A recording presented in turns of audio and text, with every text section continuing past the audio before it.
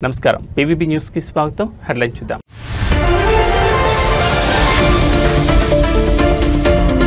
AP దేశానికి గేట్వేలా మారుతోంది వైజాగ్ లో సిఐఐ భాగస్వామి సదస్సులో చంద్రబాబు కీలక వ్యాఖ్యలు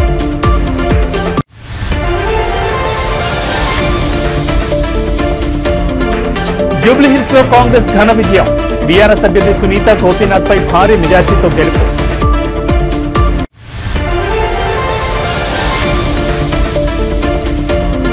విశాఖలో ఘనంగా ప్రారంభమైన సిఐఐ భాగస్వామి సదస్సు పెట్టుబడులకు AP నిలుచుకోవడానికి 3 కారణాలున్నాయన్న Lokesh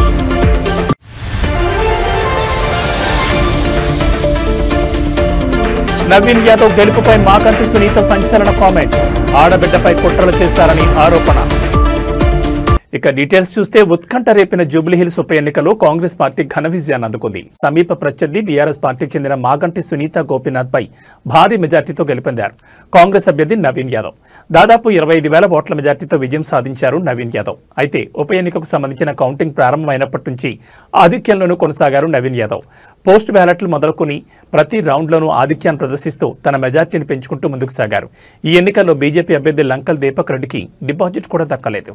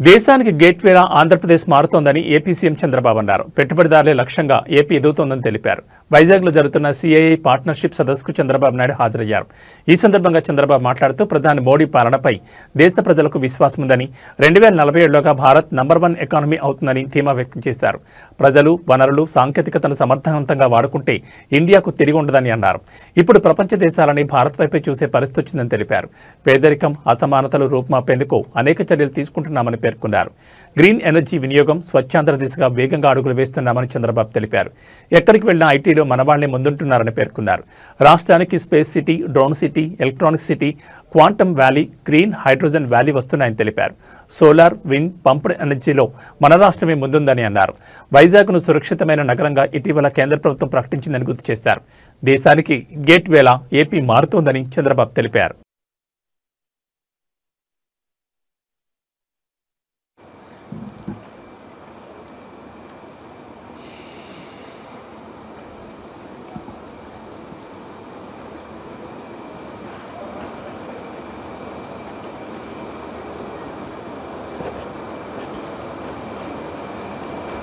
Honorable President of India, Sri C.P. Radhakrishnan Garu, Honorable Governor of Andhra Pradesh, Sri Abdul Nazir Garu, Honorable Union Minister for Commerce and Industry, Government of India, Sri Piyush Goyal Garu, Honorable Union Minister Ram Mohan Naidu Garu, Chandrasekhar Garu, Bhupatiraj Srinivas Verma Garu, President, Confederation of Indian Industry, Rajiv Memani Garu, Director General, Confederation of Indian Industry, Chandrajit Banerjee Garu, Honorable Ministers from my cabinet, Nara Lokesh Garu, T.G. Bharat Garu, Nadella Manohar Garu, industrialist on the dais, Suchitra Ella Garu, Sanjeev Bajaj Garu, G.M. Rao Garu,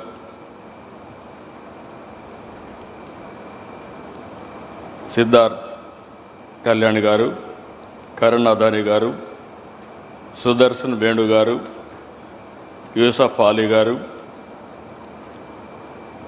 Kamineni Shobana Garu, Chief Secretary Vijayanand Garu, His Excellencies from different countries, and also today it is very ఆడబిడ్డపై కుట్రలు చేశారని రౌడీజంతో Congress party అభ్యర్థి Naveen Yadav గెలిచారని BRS party అభ్యర్థి మాగంటి సునీత సంచలన ఆరోపణలు చేశారు. ఇవాళ ఆమె counting అనంతరం మీడియాతో మాట్లాడుతూ ప్రజలను భయపెట్టి ఓట్లు వేయించుకున్నారని ఆరోపించారు. పెద్ద ఎత్తున అధికార పార్టీ రిగ్గింగ్కు పాల్పడిందని, రౌడీజం చేసి గెలిచిందని కామెంట్ చేశారు. దీనిని కూడా గెలుపు అంటారని తాను అనుకోవడం లేదన్నారు. తన భర్త గోపీనాథ్ ఉన్నప్పుడు ఇప్పుడు మాట్లాడుతున్న వాళ్ళ ఆటలు సాగలేదని అన్నారు. కాంగ్రెస్ గెలుపు కాదని, నైతికంగా తాను గెలిచానని తెలిపారు. జూబ్లీహిల్స్ ఉప ఎన్నిక నిర్వహణలో ఎలక్షన్ కమిషన్ అటర్ ఫ్లాప్ అయిందని మాగంటి సునీత సంచలన స్టేట్మెంట్ ఇచ్చారు. ఒక కార్యకర్తకి అండగా ఉండాలి కదా, మరి అందరి కార్యకర్తలకి భయపెట్టిన వాళ్ళ దగ్గరికి వెళ్ళి ధైర్యం చెప్పి అండగా నిలబడి కార్యకర్తల కోసం మాట్లాడిన దాన్ని కూడా తప్పుగా తీసుకున్నారు. దాన్ని కూడా భూతద్దంలో చూపించారు. ఒక మహిళని ఇలా చేయడం ఫస్ట్ టైం మీరు చూస్తున్నారుగా.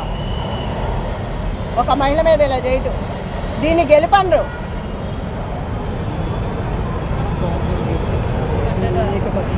అడ్డదారులు వచ్చి అడ్డంగా చేసి నేను చూసా కదా, మొన్న నేను అడ్డం పడ్డాను, ఎక్కడికక్కడ అడ్డం పడతానే వచ్చాను, చాలా చేసుకుంటూ వచ్చాం. అది కూడా లేడీస్ని చేసుకొచ్చాం, అన్ని చోట్ల లేడీస్నే చేసాం. అంత ధైర్యంగా నిలబడి షేక్పేట లలిత గారు, యూసఫ్ కూడా బోర్బండ మొత్తం నేను. ఏపీ అభివృద్ధి గురించి మాత్రమే కాదు, యావత్ భారతదేశం అభివృద్ధి గురించి సీఎం చంద్రబాబు ఆలోచిస్తారని కేంద్ర వాణిజ్య మంత్రిత్వ శాఖ పీయూష్ గోయల్ అన్నారు. విజనరీ సీఎం చంద్రబాబు ఉన్న ఏపీలో పుట్టిన ప్రతి బిడ్డ అదృష్టవంతుడే అని, వారి భవిష్యత్ అంతా ఉజ్వలమైందని పేర్కొన్నారు. గ్లోబల్ ట్రేడ్ గేట్వేగా విశాఖ నిలుస్తోందని, స్టీల్ ఉత్పత్తి, ఆక్వా రంగాల్లో ఈ ప్రాంతం ప్రసిద్ధి చెందిందన్నారు. 2047 స్వర్ణాంధ్ర విజన్తో ఏపీ సాంకేతికంగా, ఆర్థికంగా బలోపేతమవుతుందన్నారు. 2047 నాటికి సుసంపన్నమైన దేశంగా భారత్ అవతరిస్తుందని, టెక్నాలజీ ద్వారా ఈ సుసంపన్నతను సాధిస్తామని పీయూష్ గోయల్ చెప్పుకొచ్చారు. విశాఖలో జరుగుతున్న సిఐఐ భాగస్వామి సదస్సులో కేంద్ర మంత్రి పీయూష్ గోయల్ మాట్లాడారు. టెక్నాలజీ డెమోక్రటైజేషన్ అనే విధానాన్ని పాటిస్తూ అందరికీ దాన్ని చేరువ చేస్తున్నాం. భారత్ తెచ్చిన డిజిటల్ పేమెంట్ విధానం ఇప్పుడు చాలా దేశాలు అనుసరిస్తున్నాయి. $30 బిలియన్ విలువైన పెట్టుబడులతో సెమీ కండక్టర్ పరిశ్రమలు ఏర్పాటు చేస్తున్నాం. స్వేచ్ఛా వాణిజ్యం కోసం వివిధ దేశాలతో ఒప్పందాలు చేసుకుని దానికి అనుగుణంగా వాణిజ్య బంధాలను బలోపేతం చేస్తున్నామని పీయూష్ గోయల్ అన్నారు. చంద్రబాబు గారు, I'd like to work with you to create a permanent facility in Andhra Pradesh where we can have big ticket seminars, conferences, exhibitions, and ITPO, the India Trade Promotion Organization, which has created the wonderful Bharat Mandapam in Delhi, would love to partner with your state and jointly prepare Andhra Mandapam.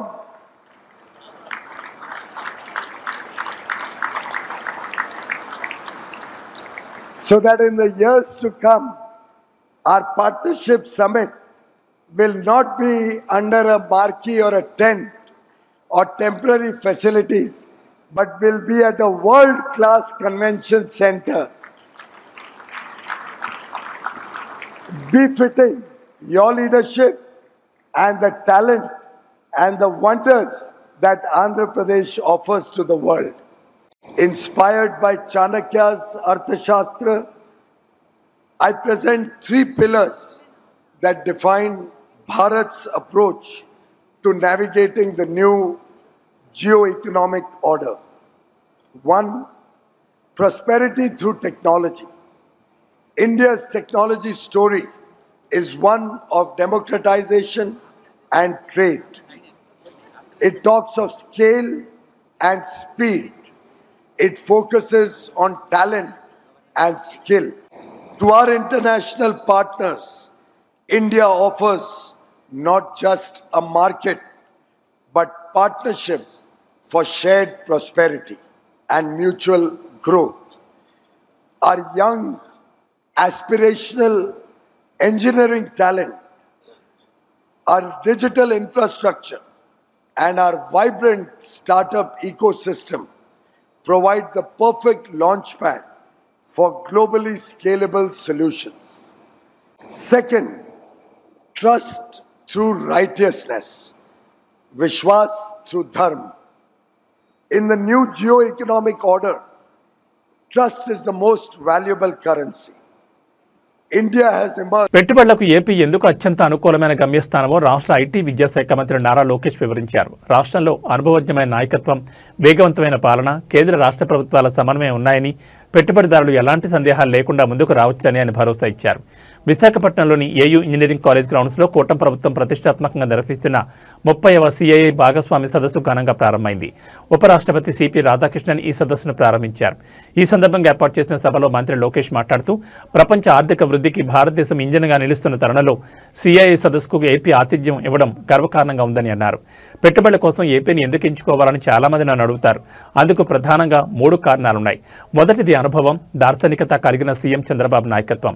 ఒక రాజకీయ నాయకుడికి వారసత్వాన్ని నిర్మించే అవకాశం జీవితంలో ఒక్కసారి వస్తుంది. కానీ రాష్ట్ర ప్రజలు చంద్రబాబుకు అమరావతి, విశాఖపట్నం రూపంలో రెండో వారసత్వాన్ని నిర్మించే అవకాశం ఇచ్చారని లోకేష్ పేర్కొన్నారు.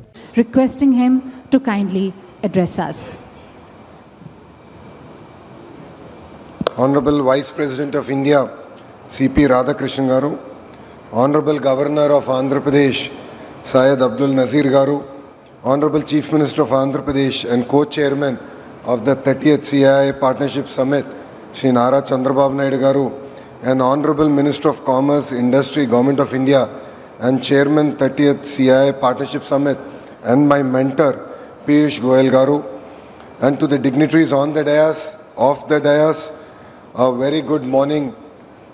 It is a privilege to welcome you to Visakhapatnam, a city where hills meet the sea, where ideas lift off. Andhra Pradesh is proud to host the CII Partnership Summit 2025 at a time when India is emerging as the world's growth engine. Quite a few people ask me why they should consider Andhra Pradesh as their destination, as their home. And I only give them 3 clear reasons. First, we have a leadership with a clear track record. It is none other than our Chief Minister, Shri Nara Chandrababu Naidu Garu. Politicians have an opportunity to create one legacy, but people of my state have been kind to give him another opportunity to create a second legacy, and that legacy is what we see today in front of us, which is Amravati and Visakhapatnam. The second reason you should consider Andhra Pradesh is, of course, our speed. Friends, we live in a fast-changing world where markets, regulations, and technology keep evolving. I have met thousands of investors and corporates in the last 1 year. The single most important requirement for a company is speed. They expect the same speed from governments. This speed needs to be a mission. We need to grant land, permits, approvals, incentives with a speed that the project can take off and serve the markets. And to all the industrialists who are here in the audience, we will beat your company's speed. Congress పార్టీలో జోష్ నెలకొనగా ఫలితాలపై రాష్ట్ర మంత్రి పొన్నం ప్రభాకర్ స్పందించారు. ప్రజలు తమ ప్రభుత్వానికి అండగా నిలుస్తున్నారని, ఈ తీర్పుతో మరింత బాధ్యతగా పనిచేస్తామని ఆయన అన్నారు. మీడియాతో మాట్లాడిన పొన్నం ప్రభాకర్ జూబ్లీహిల్స్ గెలుపును తాము ముందే ఊహించామని చెప్పారు. మెజారిటీ విషయంలో కాస్త అటు ఇటుగా ఉన్నప్పటికీ ప్రజలు మరోసారి తమ వైపే ఉన్నారనే విషయం స్పష్టమైందని అన్నారు. ప్రజాస్వామ్యంలో ఎంతో పకడ్బందీగా ఎన్నికలు జరుగుతున్నాయి. ముఖ్యంగా హైదరాబాద్లో రిగ్గింగ్ అనే పరిస్థితి ఉండదు. ప్రతిపక్షాలు చేస్తున్న ఆరోపణలు కేవలం దుష్ప్రచారం మాత్రమే అని ఆయన కొట్టిపారేశారు. పోలింగ్ ముగిసే సమయంలో బీఆర్ఎస్, బీజేపీ శ్రేణులు తమ పార్టీ కార్యాలయం మీదకు దాడికొచ్చాయని కూడా ఆయన ఆరోపించారు. ఆర్థిక ఇబ్బందులు ఉన్నప్పటికీ తమ ప్రభుత్వం అందిస్తున్న సంక్షేమ పథకాలే ఈ ఆధిక్యానికి కారణమని పొన్నం ప్రభాకర్ వివరించారు. సన్న బియ్యం, కొత్త రేషన్ కార్డుల పంపిణీ, 200 యూనిట్ల వరకు ఉచిత విద్యుత్, మహిళలకు వడ్డీ లేని రుణాలు, ఆర్టీసీ బస్సుల్లో మహిళలకు ఉచిత ప్రయాణం, ఇందిరమ్మ ఇళ్లు, ఉద్యోగ నియామకాలు వంటి కార్యక్రమాలకు ప్రజల నుంచి విశేష స్పందన లభిస్తోందన్నారు. ఓడిపోతున్నామనే అసహనంతో పోలింగ్ ముగిసే సమయానికి పోయి మా కార్యాలయం మీదకి దాడికి వచ్చి ఒక వాయిస్ టోన్ చూస్తా సంగతి అనేటువంటి మాట చూస్తుంటే మాకు ఆశ్చర్యం అనిపించింది. పోలీసులు, మా శాసనసభ్యులు, మా నాయకులను అక్కడ ఉండొద్దని హెచ్చరిక చేసి మా వీళ్ళు కేసు పెట్టారు. బట్ వాళ్ళు ఒక 10 మంది పేర్లు, నిన్న అనేక మంది ఔటర్స్, ఈవెన్ పక్కన ఉండబడేటువంటి సికింద్రాబాద్ పార్లమెంటు కార్పొరేటర్స్, ఇతరత్ర చాలా మంది నాయకులు వాళ్ళు టీవీలలో, వీడియోలకు బయటలు ఇచ్చినారు. ఇది పరిస్థితి. వాళ్లే అన్ని రకాల ప్రయత్నాలు చేసినారు. అసహనంతో వాళ్ళు ఓడిపోతున్న దానికి కారణం చూపెట్టుకోలేక ఈ కారణం చూపెడుతున్నారని భావిస్తున్నారు. ఇంత ఒకసారి పోలింగ్ సరళి తెలిసినట్టయితే నియోజకవర్గం మొత్తంగా అట్లా ఒకటో వారా అటు ఇటు ఎక్కడన్నా ఉన్నా కూడా టోటల్ ఓవరాల్ గా కాంగ్రెస్ పార్టీకి మెజారిటీతో గెలుస్తాం. ముందు నుంచి చెప్తున్నట్టుగా బీజేపీకి 10,000 ఓట్లు రావన్నాం. కిషన్ రెడ్డి అక్కడ ఎంపీ, కేంద్ర మంత్రి, టీఆర్ఎస్ తోటి కుమ్ముక్కైండి అని చెప్పినాం. తన పార్లమెంటు గెలవడానికి సహకరించిన బీజేపీకి, బీఆర్ఎస్ కు ఈ శాసనసభ సీటు గురుదక్షిణ కింద ఇచ్చిందని ముందు నుంచి అంటున్నాం. ఇవాళ ఓడిపోయాడు కాబట్టో మేము గెలుస్తున్నాం కాబట్టి అంటలేదు. ఇది ముందు నుంచి చెప్తున్నా. దీనికి కిషన్ రెడ్డి గారు జవాబు చెప్పారు. ఇప్పటికైనా ఇటువంటి కొల్యూడ్ పాలిటిక్స్, ఢిల్లీలో దోస్తీ గల్లీలో కుస్తీ ఉండే, ఇప్పుడు ఢిల్లీలో దోస్తీ గల్లీలో కూడా దోస్తీ అయింది. అయినా తెలంగాణ రాష్ట్ర ప్రయోజనాల కొరకు మీరు తెలంగాణ ప్రభుత్వానికి సహకరిస్తే మంచిది, లేకపోతే తెలంగాణ ప్రజలు మీ ఆఫీస్ తాళం వేసే రోజు వస్తాయి. జూబ్లీహిల్స్ ఉప ఎన్నికల్లో ప్రజాపాలన ప్రభుత్వ కార్యక్రమాల ఆలోచన సరళి గాని, ఆ నియోజకవర్గం అభివృద్ది ఆకాంక్షించే వాళ్లు గాని కంటోన్మెంట్ ఉప ఎన్నికల్లో ఏ విధంగా కాంగ్రెస్ పార్టీని గెలిపించినారో జూబ్లీహిల్స్ కూడా కాంగ్రెస్ పార్టీ అభ్యర్థిని గెలిపిస్తారని చెప్పినాం. కొంత సానుభూతితోటో లేదా టీఆర్ఎస్ డైవర్షన్ పాలిటిక్స్ చేయడం ద్వారానో మహిళలను వారు ఒక సెంటిమెంట్ వాడుకోవడానికి అన్ని రకాల ప్రయత్నం చేసినప్పటికీ కాంగ్రెస్ పార్టీ తీసుకున్నటువంటి సన్న బియ్యం కావచ్చు, రేషన్ కార్డుల పంపిణీ కావచ్చు, 200 యూనిట్ల ఉచిత విద్యుత్ కావచ్చు, మహిళలకు ఆర్టీసీ బస్ ఉచిత ప్రయాణం కావచ్చు, అనేక మంది ఉద్యోగ నియామకాలు కావచ్చు, వడ్డీ లేని రుణాలు కావచ్చు, రైతాంగానికి గ్రామీణ ప్రాంతాల్లో తీసుకుంటున్న నిర్ణయాలు కావచ్చు, ఇందిరమ్మ ఇళ్లు కావచ్చు, ఇటువంటి అనేక కార్యక్రమాలు ఇంత ఆర్థిక సంక్షోభం ఉన్నప్పటికీ చేయగలుగుతున్నారనేటువంటి ప్రజల ఆలోచన ప్రకారంగా ఓటింగ్ సరళి కనబడుతూ ఉంది. తప్పకుండా ఇది ముందు నుంచి కూడా చెప్తాను, మా ప్రభుత్వం ప్రజలకు అన్ని రకాల అంశాలతోటి క్షేత్రస్థాయి దాకా చేరే విధంగా పనిచేస్తామని చెప్పినాం. ఈ ఫలితం అందుకు నిదర్శనం. తప్పకుండా భవిష్యత్తులో కొంత దుష్ప్రచారం ఏ విధంగానైతే టీఆర్ చేసో ఆ అంశాలన్నీ పరిగణలోకి తీసుకొని మరింతగా గట్టిగా మా ప్రభుత్వం ప్రజల సంక్షేమం కొరకు పనిచేస్తుంది. విద్యార్థులకు వడ్డించే అన్నం గిన్నెలో మద్యం మత్తులో ఓ వాచ్మెన్ అందులో కాళ్లు పెట్టి ఒంటి మీద సోయి లేకుండా పడుకున్నాడు. ఈ సంఘటన ఈ నెల 12 రాత్రి చోటు చేసుకోగా గురువారం వెలుగులోకి వచ్చింది. ఇందుకు సంబంధించిన వివరాలు ఇలా ఉన్నాయి. సంగారెడ్డి మండలం ఇస్మాయిల్ ఖాన్పేట గ్రామ పరిధిలోని సంగారెడ్డి ప్రభుత్వ పాలిటెక్నిక్ కళాశాలలో శేఖర్ అనే వ్యక్తి వాచ్మెన్ గా విధులు నిర్వహిస్తున్నాడు. బుధవారం రాత్రి ఫుల్లుగా మద్యం సేవించి వచ్చిన వాచ్మెన్ శేఖర్ హాస్టల్లోని కిచెన్ గదిలో ఉన్న అన్నం గిన్నెలో మద్యం మత్తులో కాళ్లు పెట్టి పడుకున్నాడు. అక్కడే ఉన్న విద్యార్థులు ఈ దృశ్యాలను తమ కెమెరాలో బంధించారు.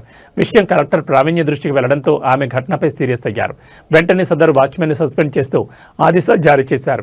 పాలిటెక్నిక్ ప్రిన్సిపల్ పి జానకిదేవి ఇచ్చిన రిపోర్ట్ ప్రకారం జిల్లా కలెక్టర్ ఆదేశాల మేరకు ఘటనకు బాధ్యుడైన వాచ్మెన్ శేఖర్ ను విధుల నుంచి తక్షణమే తొలగించడం జరిగిందని అదనపు కలెక్టర్ చంద్రశేఖర్ తెలిపారు. అలాగే కాంట్రాక్టర్ కు హెచ్చరిక జారీ చేశారు. ప్రతిరోజు హాస్టల్ పర్యవేక్షణ కోసం ఒక ఉపాధ్యాయుడిని ప్రత్యేకంగా ఏర్పాటు చేయాలని అధికారులను ఆదేశించారు. విద్యార్థులకు నాణ్యమైన పరిశుభ్రమైన భోజనం అందించాల్సిందిగా ప్రిన్సిపాల్ను హెచ్చరించారు. భవిష్యత్తులో ఇలాంటి ఘటనలు పునరావృతం కాకుండా వసతి గృహాలను పర్యవేక్షించాలని అధికారులను అదనపు కలెక్టర్ ఆదేశించారు.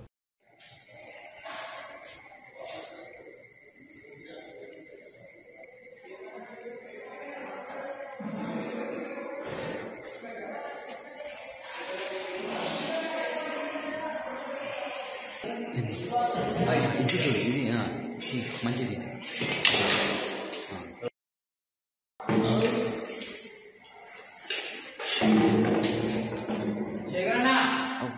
అల్లూరు జిల్లా జీకే వీధి మండలం జర్రెల గ్రామంలో ఉన్న గిరిజన సంక్షేమ ఆశ్రమ పాఠశాలలో ఫుడ్ పాయిజన్ కారణంగా 29 మంది విద్యార్థులు అస్వస్థతకు గురయ్యారు. పాఠశాలలో సుమారు 280 మందికి పైగా విద్యార్థులు చదువుతున్నారు. అయితే వారందరూ బుధవారం రాత్రి భోజనం చేశారు. ఈ క్రమంలో భోజనం చేసిన వారిలో 29 మంది వాంతులు విరేచనాలతో అస్వస్థతకు గురైనట్లు విద్యార్థుల తల్లిదండ్రులు తెలిపారు. వెంటనే అస్వస్థతకు గురైన విద్యార్థులను సిబ్బంది చికిత్స నిమిత్తం సమీప ప్రాథమిక ఆరోగ్య కేంద్రానికి తరలించారు. ప్రస్తుతం విద్యార్థులు కోలుకుంటున్నారని, ఎలాంటి ప్రాణాపాయం లేదని వైద్యులు తెలిపారు.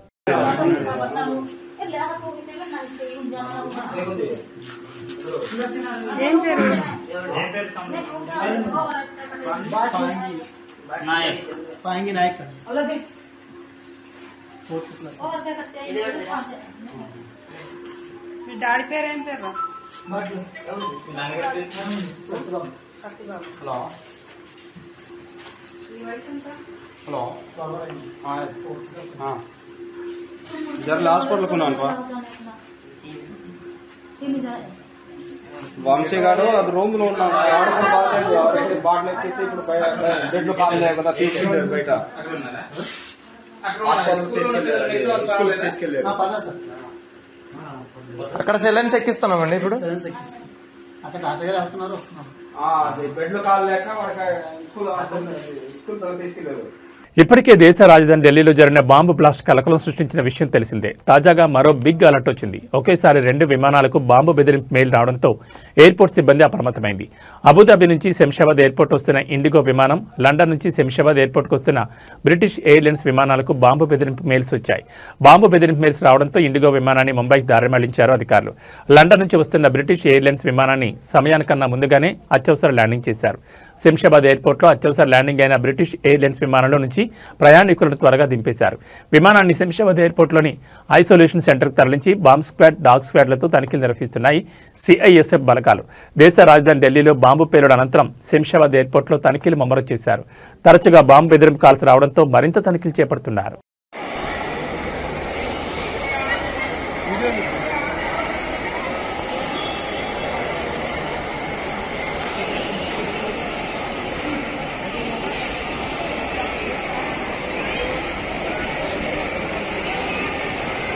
కలియుగ ప్రత్యక్ష దైవం తిరుమల శ్రీ వెంకటేశ్వర స్వామివారిని నిత్యం వేలాది మంది భక్తులు దర్శించుకుంటారు. తిరుమలలో భక్తుల రద్దీ కొనసాగుతోంది. ఈ క్రమంలో నేడు శ్రీవారి దర్శనానికి 12 గంటల సమయం పడుతోంది. ఈ తరుణంలో శ్రీవారి సర్వదర్శనం కోసం భక్తులు 24 కంపార్ట్మెంట్లో వేచి ఉన్నారు. తిరుమల భక్తులకు ఎటువంటి ఇబ్బందులు పడకుండా అన్ని చర్యలు తీసుకుంటున్నామని టీటీడీ అధికారులు తెలిపారు. క్యూలైన్లోని భక్తులకు శ్రీవారి సేవకుల ద్వారా అన్నప్రసాదం, పాలు, త్రాగునీరు అందిస్తున్నారు. నిన్న శ్రీవారిని 62,129 మంది భక్తులు దర్శించుకున్నారు. 21,026 మంది తలనీలాలు సమర్పించుకున్నారు. నిన్న శ్రీవారి హుండీ ఆదాయం 4.13 కోట్లు వచ్చిందని టీటీడీ అధికారులు తెలిపారు.